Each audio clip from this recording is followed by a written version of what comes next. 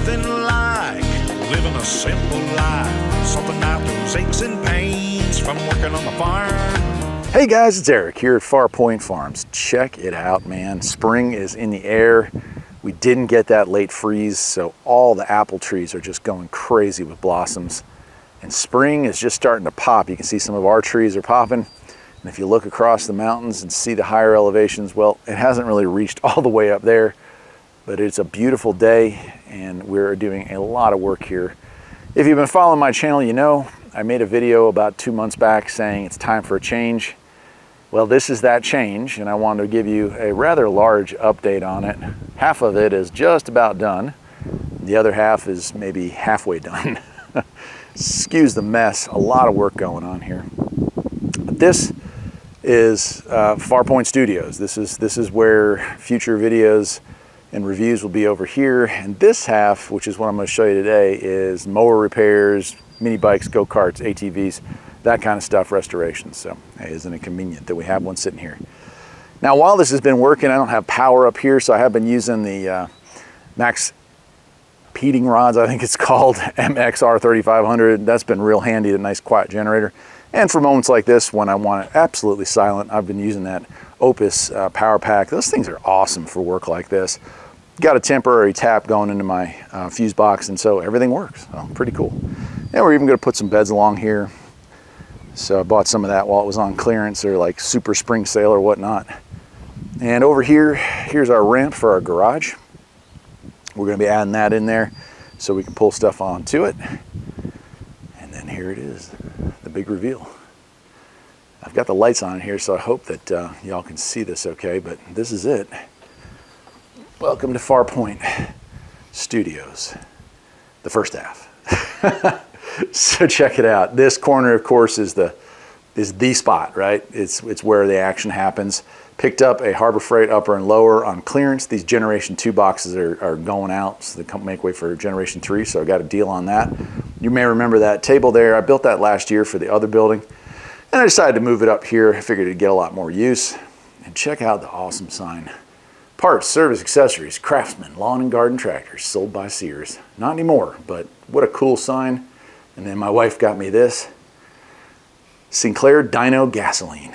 Now, if you live out on the West Coast, this is a common sight. Here on the East Coast, we don't have Sinclair, so it's kind of a cool retro looking sign here.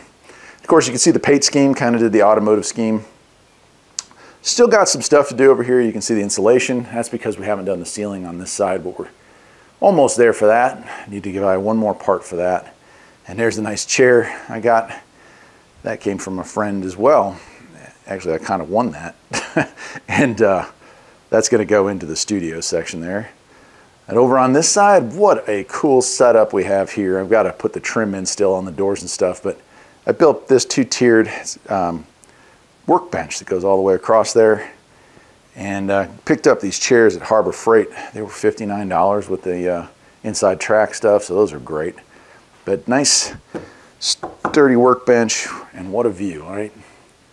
My wife has been behind me building this thing because she wants to hang out up here and have dinner and enjoy the breeze at the top of the hill, and I'm happy to please her with that. So, got it wired in. You can see the lights, and got the drop cord there from Vavor. That thing's pretty handy.